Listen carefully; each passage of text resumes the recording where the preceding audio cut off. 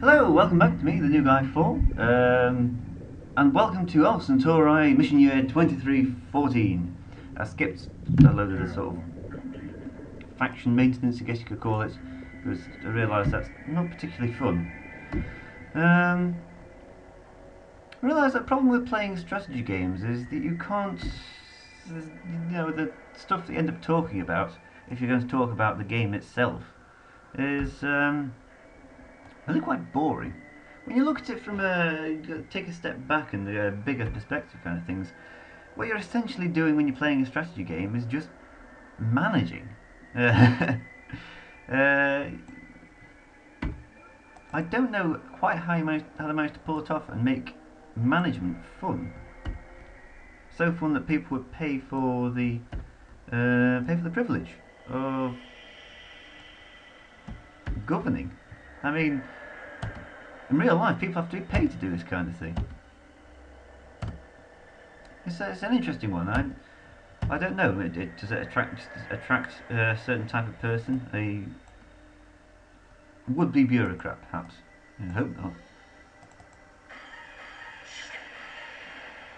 Hmm.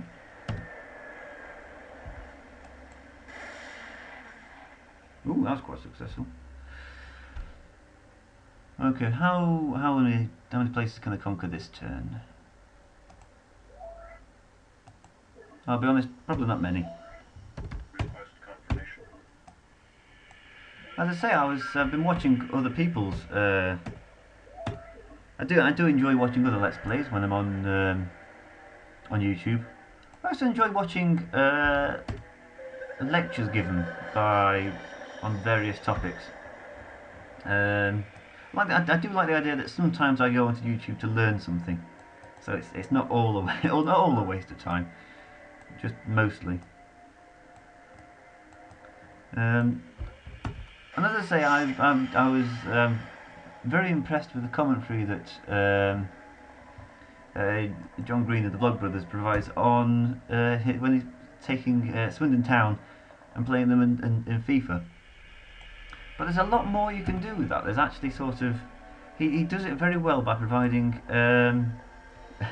various fictional backstories to fictional, actually real players, but he's taken them into a sort of fictional thing. But then you've got a very personal aspect. The only personal aspect in this game is the people you talk to. Oh, I didn't agree, did I? Ugh. That'll teach me not to pay attention next time. But it's very entertaining because he provides such a backstory, and he gets, to be fair, he does get a lot of comments, and he works into that, and it sort of becomes a nice big community. And it doesn't actually become that much about the game. It's all said how. What the hell are you doing? Ugh. Bunker. This is why I don't automate my formers. What do you need? Who are you building a bunker against? I own this continent. There's no threats. So he gets a lot of comments, and it builds in quite nicely with the community, and it's quite amusing, and it's very telling. As in many cases, it's been told that people just sort of download the videos as sort of podcasts, essentially, listen to them in the cars because they're such good commentaries, and they are. I sometimes listen to YouTube videos sometimes. I don't actually watch. If the commentary is particularly good, or the person that's speaking is speaking in a particularly engaging way, kind of the opposite of what I'm doing at the moment, you can sort of do something else while listening to. I thought I'd be closer than that. You can sort of do something else whilst listening to them ramble on about whatever. I do that, as I say, with particularly longer commentaries. When people are making videos, say 15 minutes in length, such as this one, sometimes I just want to do my own thing. I'll play a separate game, but listen to a commentary, particularly if it doesn't talk much about the game that they're playing, because it's fairly interesting to listen to. And oh, that's how you did it last time. What are you doing?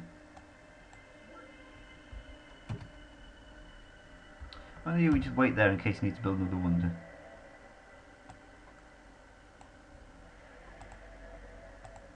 And I say I do enjoy it. Maybe it's the fact that I just enjoy the fact that there's talking in the room. It's like, you know, keep dogs entertained by putting the telly on, and they think somebody's in the house with them. Maybe it's something like that deep down, sort of evolutionary biology kind of way. That I feel comforted that there are voices talking to me.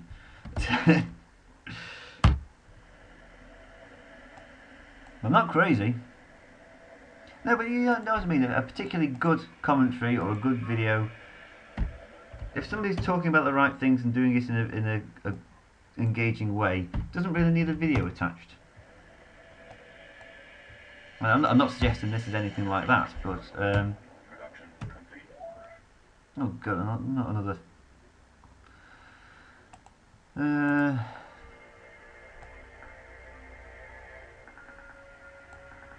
What I have realised in having actually gone forward into sort of video making processes is just how hard it is. It requires a lot more planning and a lot more sort of thinking and thought behind it than would otherwise suggest. And it gets kind of an insight looking at it, watching successful vlogs and let's players, and you can sort of see how they do it, how they manage to pull it off, and you realise the amount of skill that is required, especially when amateurs like me attempt to emulate it. They realise it's actually, as you say, it's really quite tricky.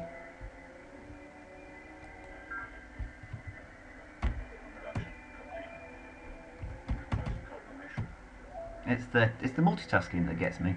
I can't talk in an engaging and coherent manner while also deciding on a long-term strategy for what to build in each of these cities where the governors can't make sensible choices. I mean, why do you need this silk steel garrison? There's no enemy troops. I'm on the offensive. Give me some Shah remains.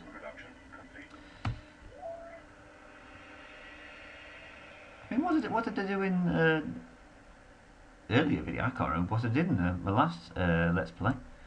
Rise of Nations was an easier one to talk about because the videos were shorter, a lot more action-packed, and generally more exciting in itself. The gameplay was more exciting, so I didn't have to think too much about what to talk about to make it entertaining. Because I'm here to entertain. That's what I do. Well, I guess that's why I'm here. Production complete. Production complete. God, this is dull. Production complete. Oh, let's build some mine worms. Production complete.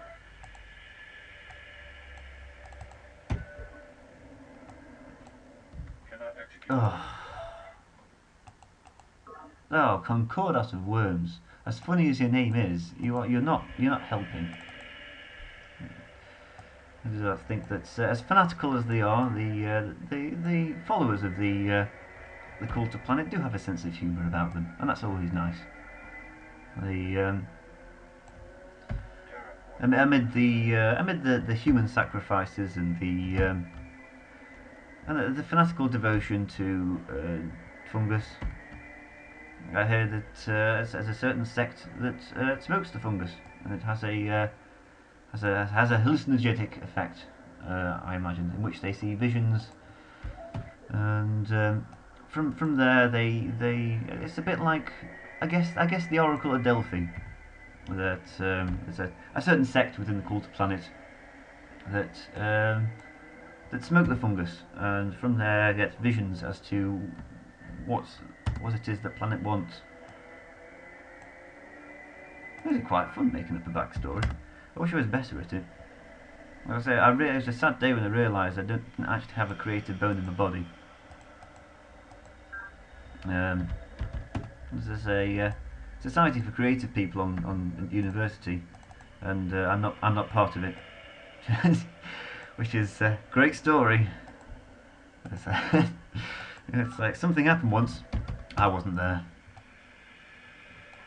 So I've not got a great storytelling or creative manner, but you'll have to excuse that. And I suppose to a certain degree people do. Maybe to do with just the game that I'm playing. It's all about the game. The game is the saviour of the Let's Plays. What's that? Science of 440. That's not bad considering the faction's inherent failings in terms of economy. We'll go to free market. Now, I quite like being planned. It makes for an interesting contrast from the Morganites I played last time.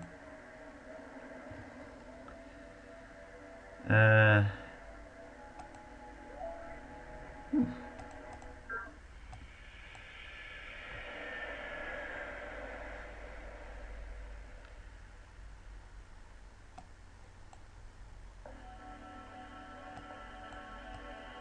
One, two, three. Fast smashing. Right, I've got an invasion force there because I intend to go for whole scale not piecemeal. What's the opposite of piecemeal? Wholesale conquest of the planet. No half measures. Cult of Planet doesn't do half measures because Planet doesn't do half measures. It doesn't kind of wipe out a base with mind worms. It goes out and wipes it out good and proper.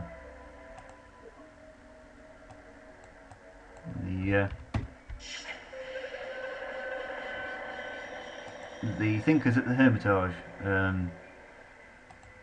have decreed it. No, that's the research. But I'd imagine that foreign policy is done at some other temple. That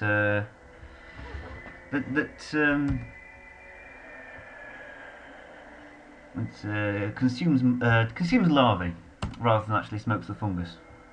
But only they smoke they eat the carcasses of mindworms that have died a natural death. They don't actually go out and kill the mindworms. They have to go against the fundamental tenets of the cult of planet.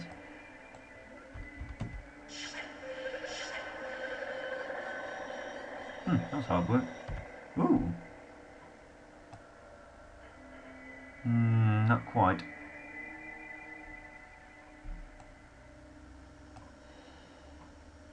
Again, not quite. Oh.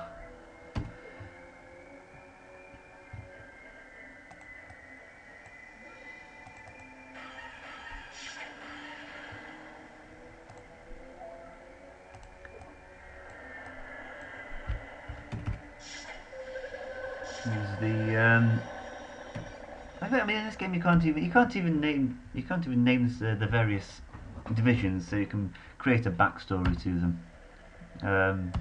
It's probably a good thing. I'm not very good at backstories. I don't know if you noticed, I did try there with the with a sort of a brief glimpse at what it means to be part of the cult of planet.